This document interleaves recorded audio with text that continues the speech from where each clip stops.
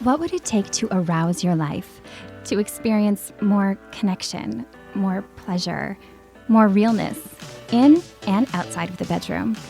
I'm August McLaughlin, and this is Girl Boner Radio.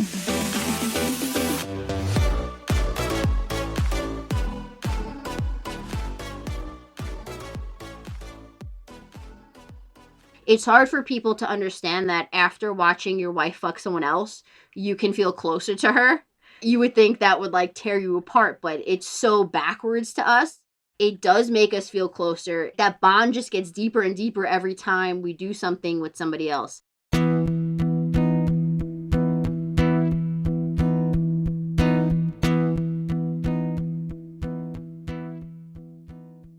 Sex positivity advocate Casey Donatello was pretty put off by sex in her teens, especially compared to her peers.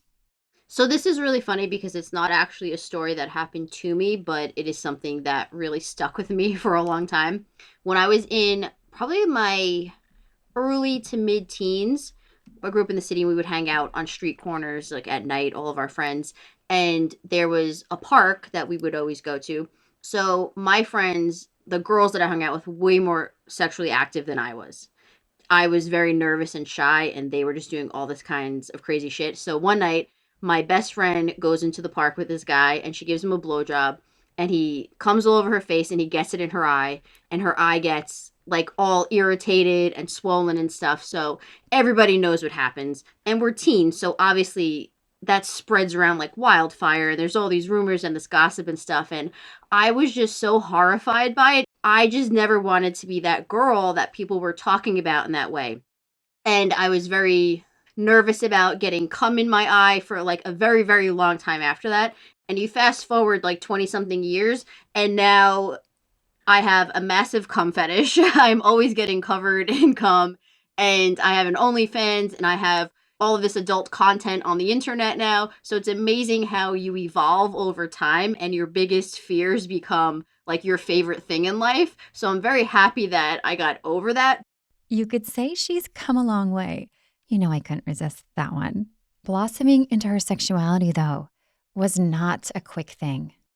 I was in my 20s and things at home were kind of a mess. My parents had went through a divorce and I just wasn't feeling great. I dropped out of college and I was just kind of lost. I ended up going to culinary school and then having an affair with my boss at my first job, and he was married. He was older. So it was like, how many things can I pile on to myself at once? And then if that wasn't enough, we ended up joining lifestyle together somehow. Meaning the swingers lifestyle. So I was in the lifestyle with somebody that was cheating on his wife. It was just this whole big disaster of a mess. But we broke up, and then I tried to forget about the lifestyle for a little bit, and it wouldn't get out of my head. I had seen too much at that point. We had gone to swingers clubs. Just being in that environment where you could walk around a club with a ton of people naked in lingerie, having sex, I was like, oh my God, I can't let go of this. So she ventured back to the swinging community, this time as a single female. And that's where I spent most of my time in the single world. One night, she had her first threesome with 2 guys, which turned out to be a pivotal moment, she said. One that changed everything. It's funny because this wasn't the best sexual experience. When I got into the lifestyle, I was playing with girls and couples just because I thought that's what people do. I didn't really know any better. So the first time I played with 2 guys wasn't even my idea. I knew one of them, and we had a very not exciting date one time, and he wanted to see me again, but I wasn't really interested. I was sitting home one day doing absolutely nothing. When the phone rang, it was him. He said, hey, I have a friend. Do you want to try this? And within an hour of him calling me, we were meeting at this like motel to have a threesome. So it happened very quickly. I had no time to even process what was happening. It's one of those things where you just got to rip the Band-Aid off sometimes, right? You just got to go for it, because if I had time, if I had a week to plan for that, I don't know if I would have went through with it or not. So that was a big moment for me. I was so nervous because I had no idea what to do with 2 guys at the same time. and I almost talked myself out of doing it, but thankfully I went through with it, and it surprised me that it was fun, but it didn't meet the expectations that I had in my head. It was so much tamer than I thought it was going to be, and from that day on, I just never stopped playing with multiple guys. More experiences and more guys. It just became more and more, and I got into gangbangs, and if it wasn't for those two guys, I never would have known what I was capable of.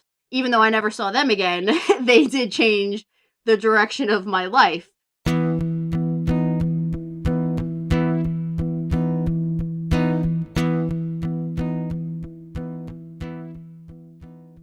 Did you know that sex toys can make orgasms last longer? They also make big O's more likely if you've struggled in that department. Whether you use a toy alone or with a partner, I highly recommend having at least one that you love. If you want to stock up on toys or your favorite lube, or get a really fancy designer one, you can get free, always discreet shipping on orders over $75 at The Pleasure Chest. Simply head to thepleasurechest.com and search by category for vibrators, strap-ons, kink accessories, toys for couples, and more. Basically, you can build your own pleasure chest by shopping at thepleasurechest.com.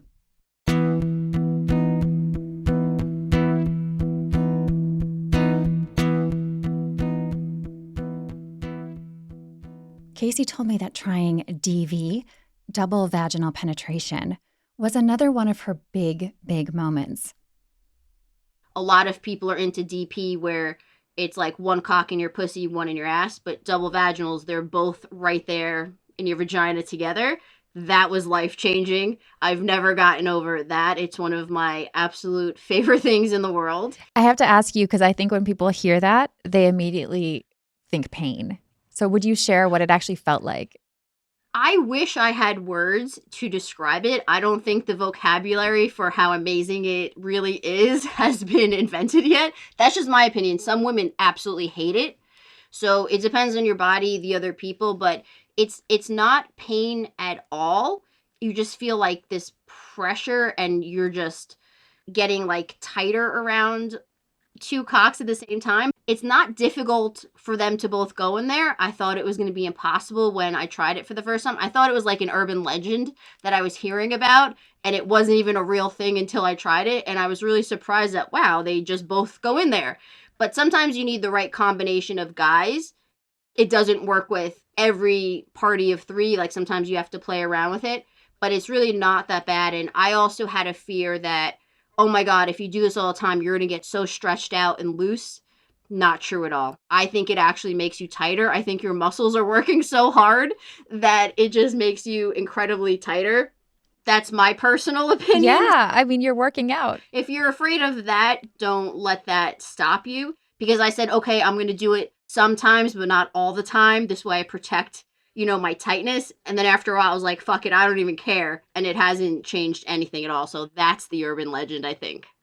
Gangbangs aren't something Casey ever imagined she would want to do, much less actually embrace. Because that was something I was like, I am never going to do that. I am not that type of girl, which I don't even know what that type of girl means, right? We just have these things in our head that we are or we aren't. But at the end of the day, you're just a regular person that likes to have gangbangs. It doesn't make you a different type of person or change anything else about you. And I think that's the fear people have. There's a lot of judgment. People will say this to me all the time. It's the dumbest thing ever. They'll say, oh, you're too pretty to have a gangbang. Because we go to like public theaters and stuff, which are considered very seedy and grimy. And people will say, you're too pretty to go there. You should be able to get guys on your own.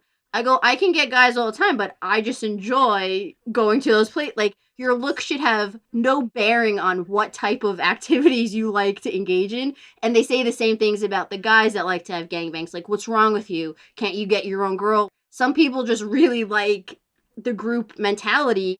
I don't know why people have, such negative feelings about this type of stuff. It's really weird to me. Casey remembers her first gangbang well. And just like her first two-guy threesome, it was pretty spur of the moment. If you remember my episode with Stella Harris about threesomes, that's not often the best way to go about them, but it works really well for Casey. I'm a very spontaneous person, and I also really like anonymous sex for a majority of the people I've slept with. So they could be walking down the street right next to me, and I would never know that I've had sex with them. So I was playing with this guy when I was single. We were friends for many years in the lifestyle.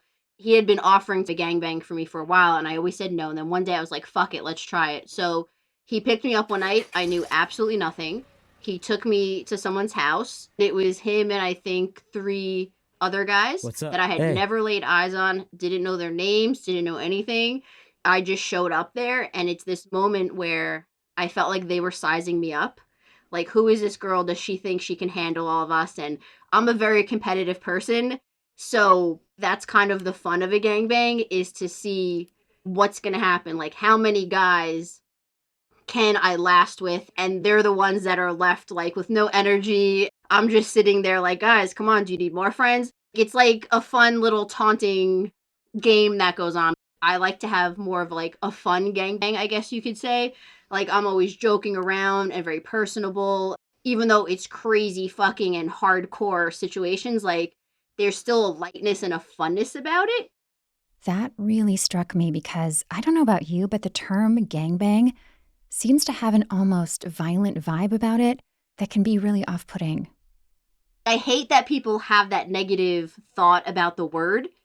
They should just say like a group of guys if they don't want to say gangbang, multiple guys, whatever makes you more comfortable.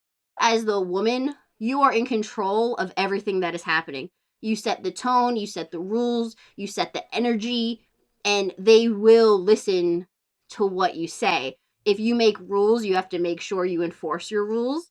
You need to make sure everybody knows the rules before you begin. That's the nice part about having my husband there, is he's kind of like security. That's right, Casey's now married. Another thing she did not foresee happening. How did you meet your current partner? Do you remember the actual moment? 100% I do. He was in the lifestyle also. He was a single guy and I was a single girl. And it's funny because we had seen each other's profile online on the same site so many times. And I was always like, wow, he's really my type. And I was very popular on the site. Not to be conceited, but single girls just get a ton of attention. And I was like, why doesn't this guy ever message me? Like, what is his problem? On his end, he had always seen my profile and he knew how popular I was. So he was like, there's no point in even messaging her because she's never going to even read my message, probably. As it turned out, they had a mutual friend who set them up. Take a wild guess what their first encounter involved. The mutual guy friend calls me and he goes, listen, if you want to have a threesome, I have this really nice guy that I think we'd have a great time. And I came directly to his house because he had a sex room in his house. A sex room in his house. Can we all just pause and daydream about that for a second?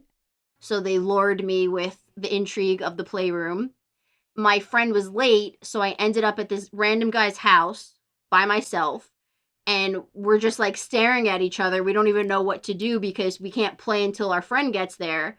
But we have nothing to talk about. Like, when you go on a random sex date, you don't expect to hang out and chit chat. You just want to fuck. So now we're waiting like a half hour and it's getting so awkward and uncomfortable. He was just really nervous and excited that I was at his house. And our friend finally shows up. We had this incredibly hot threesome. And that was it. Like, I left. We weren't supposed to see each other again. Casey preferred anonymous sex after all, or at least no strings attached.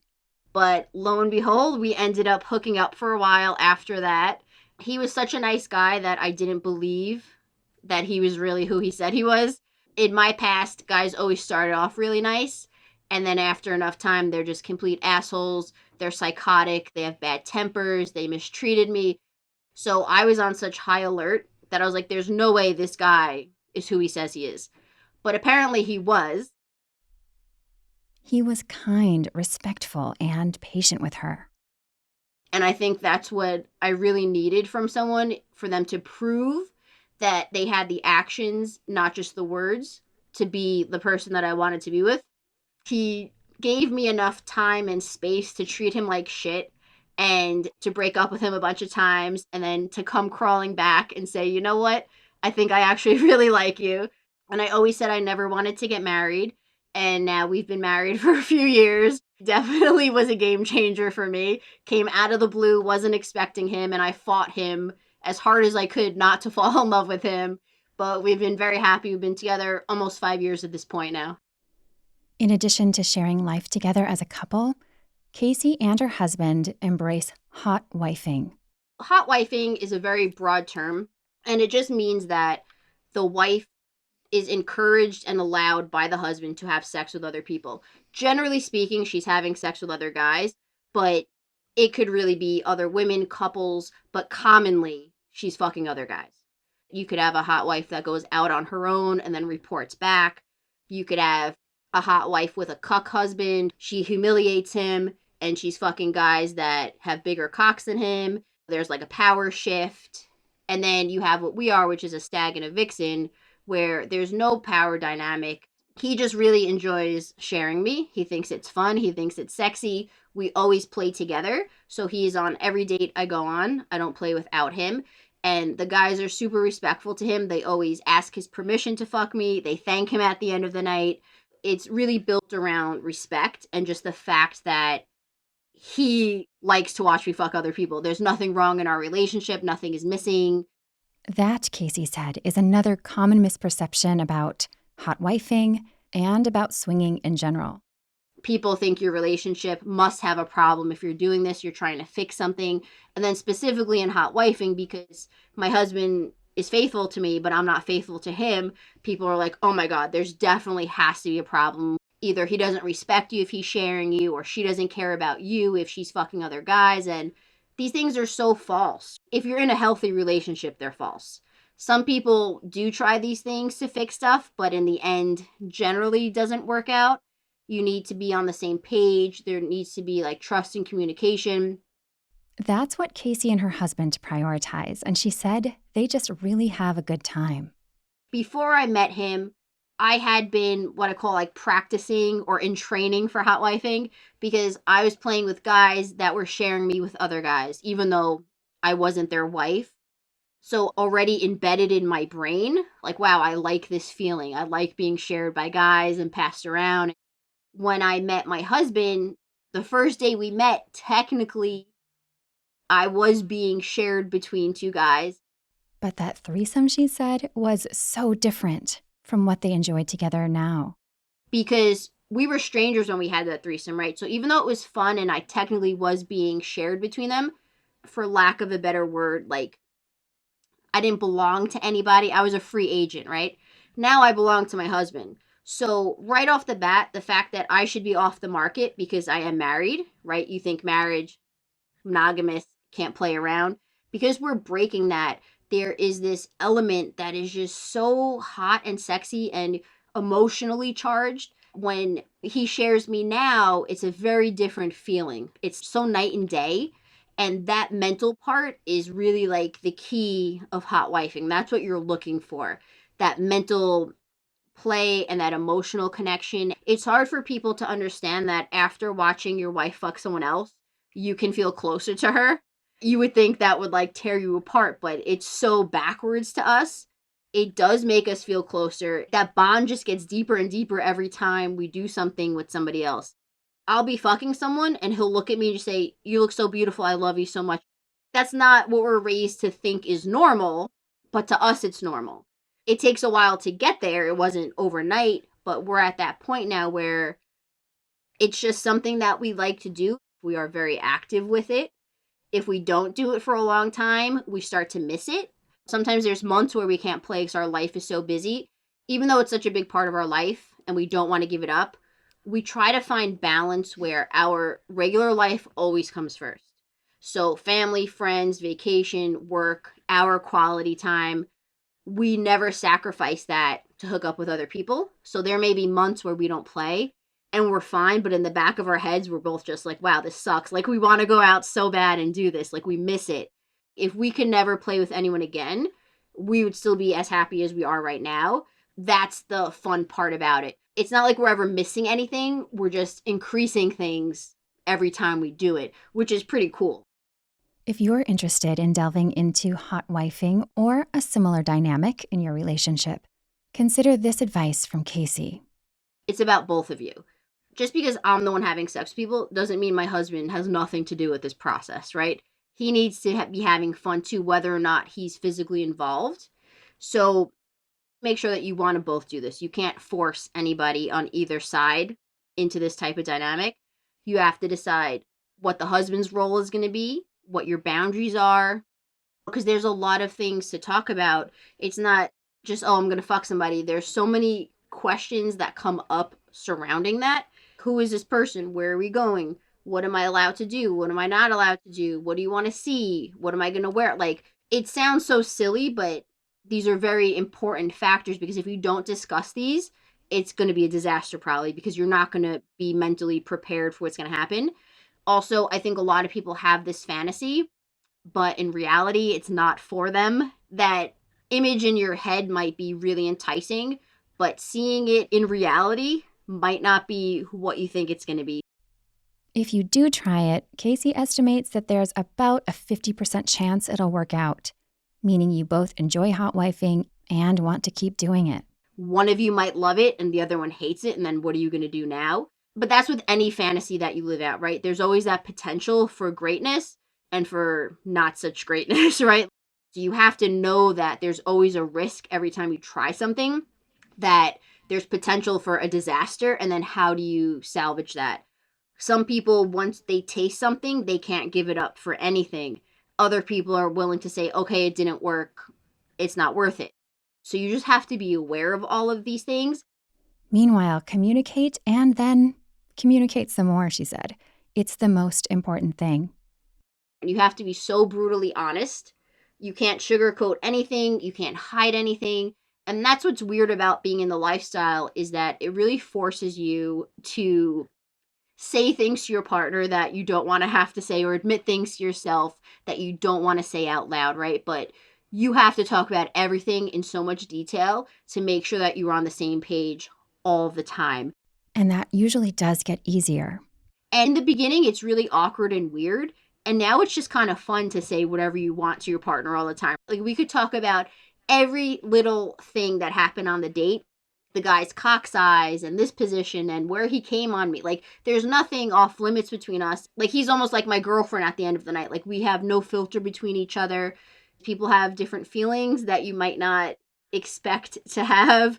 You have to really respect that. You have to make sure that you are always in a solid place before you go on your next date. It might take a month to like figure out your shit before you play again. It might take 2 days. It's really just depends on the people involved and how you're feeling that day. You're not always going to agree on every situation, and that's when it gets tricky. How do you cooperate and compromise? Because it does take a lot of compromising. This is still real life with a real relationship, and no relationship is easy. In real life, in vanilla worlds, you argue with your partner all the time. Like, you have good days and bad days, and now you're just putting yourselves in this pressure cooker. So you have to be so much more careful with everything that you do and you say. And like most relationship challenges, working through those tough parts can really pay off. Casey said it totally has for her marriage. We're so at peace with each other because there is no fear that anything we do will tear us apart. We believe that we can get through anything and we can work through whatever it is, whether it's sex related or non-sexual. You go through all these experiences together, and every time you solve a new problem together, you're just like, okay, we got this. I never thought I would be this happy with somebody, especially in this type of relationship. As for exploring any fantasy or new spicy activity with a partner or by yourself, especially something that's often considered taboo, Casey offered this advice. If it's something you really want to try, go for it. Don't let other people's opinions stop you from doing anything. And don't be embarrassed. Shame and being embarrassed about stuff can really stunt your ability to grow and develop. You have to be able to not feel that shame, like, what's wrong with me? Why do I like these things? And then you have to be able to vocalize that if you're with somebody else or the other person that's going to help you with your fantasy. Like, you have to be able to just speak up and say, hey, this is what I want to do. No one else can read your mind, and you might be missing out. I've known couples where both parties would be into having an open relationship, but neither of them want to be the first one to say it. You don't just come out and say, hey, I want to fuck someone else. Start small and just ask, like, what are your fantasies? Is there anything you've ever been interested in? You just kind of feel people out and get that dialogue going, because you'd be surprised how many people want to do crazy shit but just don't want to admit it. Somebody has to say something if you feel like something is really missing. Because the worst thing for me is if we didn't have a conversation about something and then one of us cheated or just lost interest, or we ended up breaking up because somebody wasn't happy when no one said anything. And that, she said, is why communication is everything.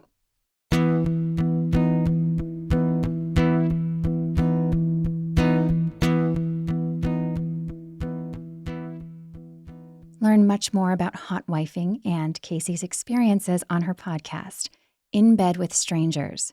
She's also written 3 books about getting into the swinging lifestyle, meeting her husband, and more. Check them out along with the couple's OnlyFans page, which features real dates at CaseyDonatello.com. You can also reach out to her directly there if you're interested in private coaching related to the lifestyle. And if you are enjoying Girl Boner Radio, I would so love it if you would give it a rating on Apple Podcasts or Spotify. I just learned that Spotify has that option. And share links with your friends. Thank you so much for listening.